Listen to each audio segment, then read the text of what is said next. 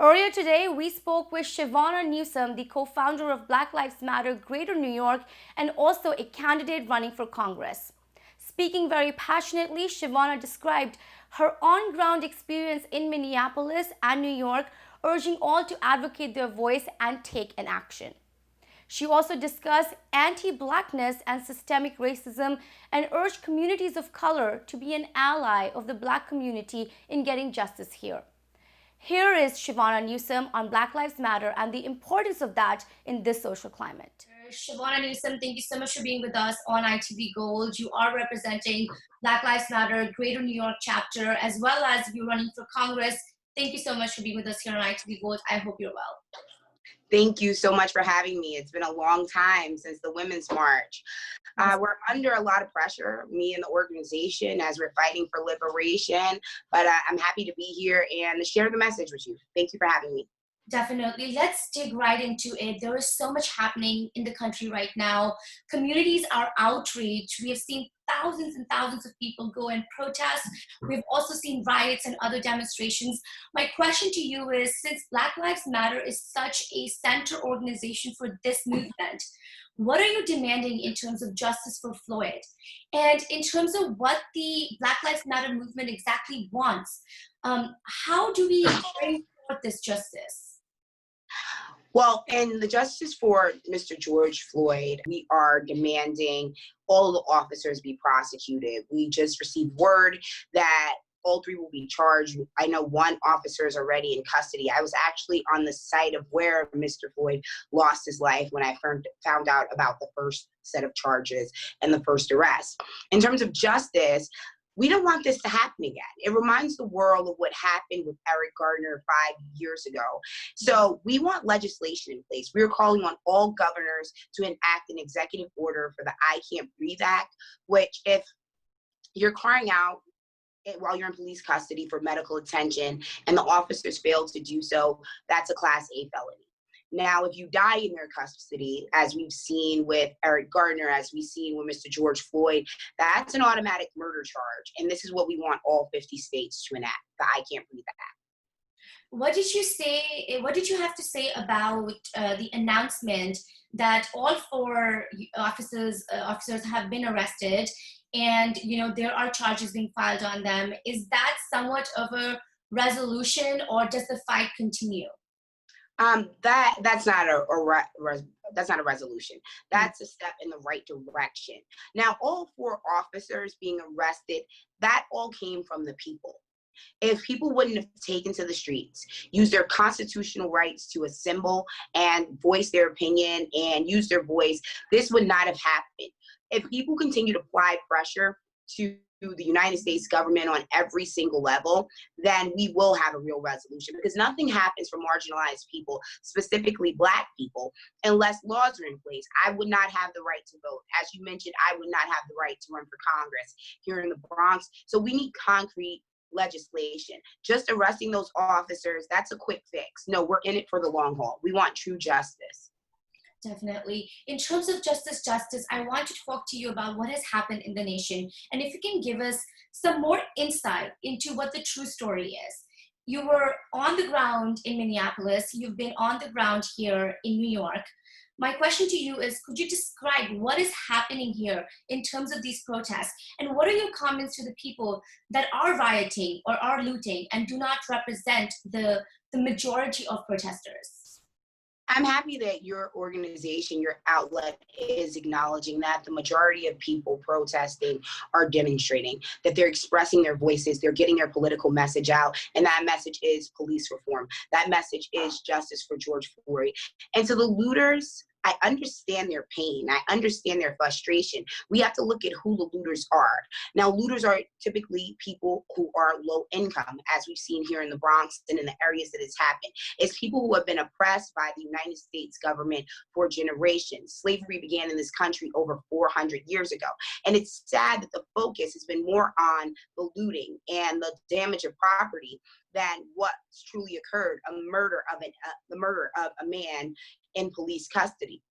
Now, in terms of the sad thing that's really made me outraged is America tends to care more about property than it does about people. We see peaceful protesters being attacked by current law enforcement agencies.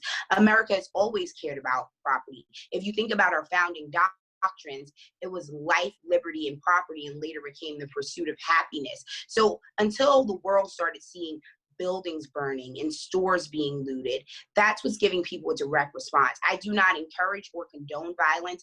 I do not encourage people to break up and destroy their own neighborhoods. But unfortunately, this kind of pressure has garnered political results.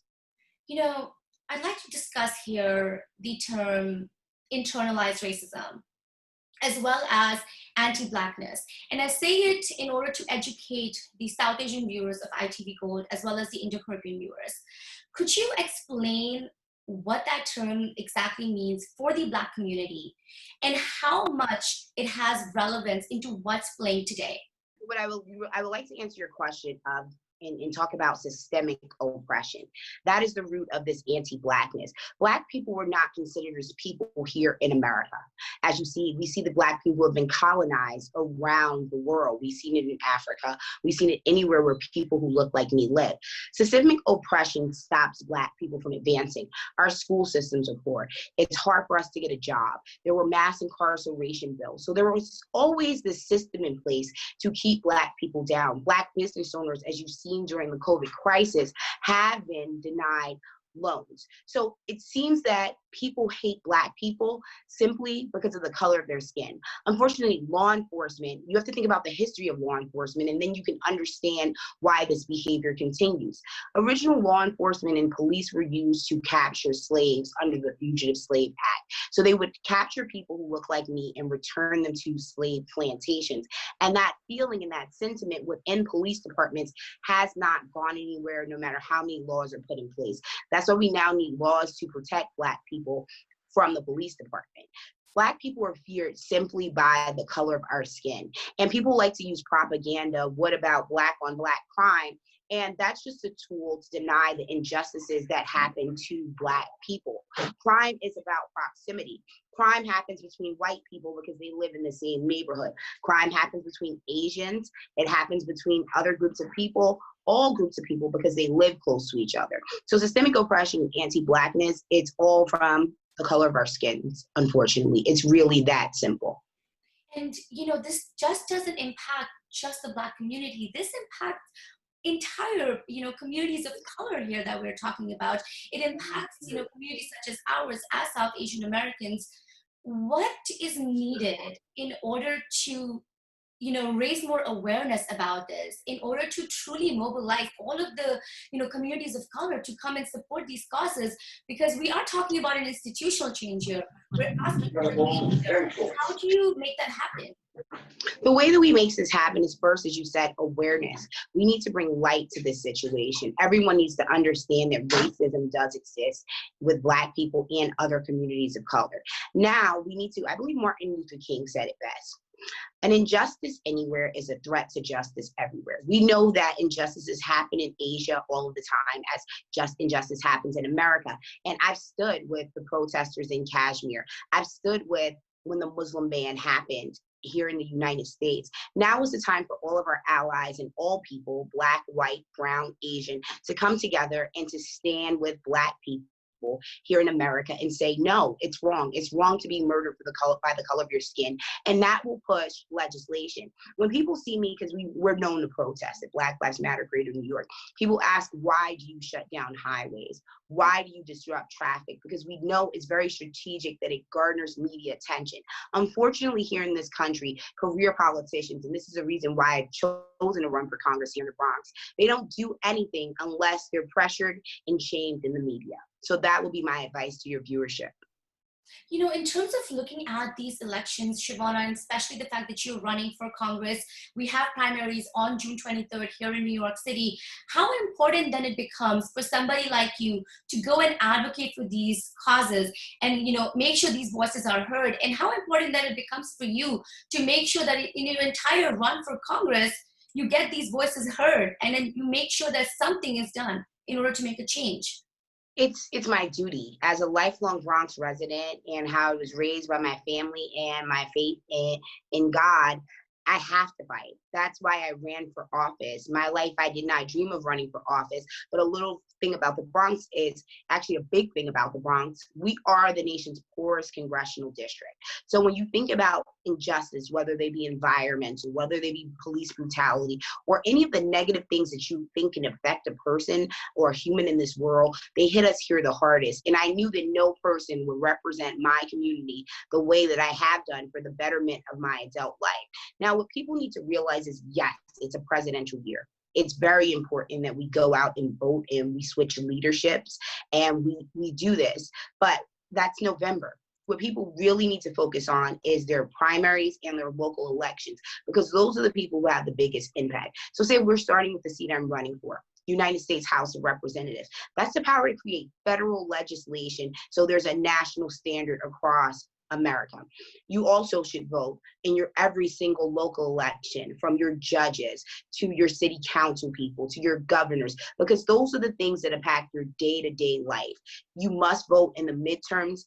Malcolm X actually says something, the ballot or the bullet. We must remember, especially for marginalized groups, and how hard we fought to vote, how many people lost their lives so we can vote. We have to honor their memory, and then we have to take a stand, because going out to vote on June 23rd is the biggest step you can take to fight injustice. By voting in someone like myself, we'll have police reform. We'll have a universal basic income. We'll eradicate poverty. It's a number of things that can be done, but our current elected officials have chosen not to do so. Chivona, when we're looking at what is happening currently with all the number of protests across the nation, my question to you is, in a few weeks or perhaps a month or two, these protests will cease, they will reduce. How do you keep the momentum then going on? And how do you ensure that this does not happen again to anyone? I actually said this very loudly into a bullhorn when I led thousands of people on Sunday night when I got back to New York. And I asked them, what are you going to do when it's no longer trendy to protest, when it goes beyond just utilizing social media, when it stops being fun? Where will you be? Because you see the difference when there isn't, and I can be quite transparent because I am an honest person, when there isn't a nationwide Eric Gardner case or George Floyd case, people tend to sit back. And there are people like myself, tons of people who are always on the front line. Every single time there's an injustice, people have to become committed and engaged. And I'm kind of envious of the civil rights movement. Do you know how long it took for Black people to be allowed to sit on the front of the bus when Rosa Parks sat there? That took almost a year of boycotting. So we have to do it past the month. We have to, because the people in power know exactly what you said is the truth, that people are going to stop protesting in a matter of weeks. If we don't get this legislation changed, then in a few more months, we'll be protesting again. And if we're tired of repeating the same sad, horrible cycle, we have to stay committed to justice. We have to continue to go out. We have to continue to call our representatives. We have to continue to vote. We have to continue to utilize our social media platforms to affect change. If we want to stop this once and for all, and enough is truly enough, we need the whole nation to remain committed. What do you have to say to the police department? And let's just talk about the NYPD, because you have interacted with them on the ground here at protest. What do you say to them? Your time is up. That's what I have to say to the NYPD. No longer will we stand by and let you brutalize protesters. No longer will we allow you to beat up Black men simply and women because of their color of their skin. The people have grown tired, and a change is coming. So beware, your days of racist practices are now over. You know, we heard about the fact that you were on the ground in Minneapolis when this all took place. Is there any information on the sentiments of the family, perhaps your interaction with the protesters over there? What are they all feeling? What is the family going through? What do they want in terms of just peace in their minds? I have not spoken directly to the family of Mr. Floyd, but I have been in touch with his community members and those there on the ground in Minneapolis. It was very different. Like New Yorkers, because I've been at the protests for New Yorkers for Justice for George Floyd. It's very angry. we're outraged here. But it's a deep level of pain in Minneapolis. There were many tears shed. Faith leaders from all faiths were out where Mr. Floyd lost his life, and they were praying. People wanted justice. When we found out that the first officer was arrested, the chant that I told you earlier that I was on the ground right where he had lost his life when that happened. When I found the news, everyone began to chant, "One down, three more to go." So the community wants justice. They want these officers to be prosecuted as you and I would be if we committed such a heinous act. But there was far more pain happening in Minneapolis. In New York, I have not seen any tears shed. It's more anger and outrage. I wish healing there. And I'm grateful that Minneapolis had a very diverse crowd. The indigenous people from that area, because you remember the incidents with the pipelines in Wells Fargo, they were on the front lines with us. We had allies from Somalia on the front lines with us. It was people who had traveled from North Dakota, from Texas. Nick Cannon, who is a member of Black Lives Matter Greater New York, he met us out there. He was on the ground with us when we found out the news. But it was a lot of pain. And in the daytime, it was a lot of pain, a lot of remembrance, a lot of flowers, a lot of prayers. And then at night, it was outrage. There were snipers on the buildings. There were tear gas. Me and my team were confronted by law enforcement with guns. We had to run because they told us to get on the ground. And we feared that if we'd gotten on the ground, we never would have gotten up again. We would have been like another Sean Bell or another hashtag. So it was very intense there. The city was burning. The highways were shut down. People were hurting. People were outraged.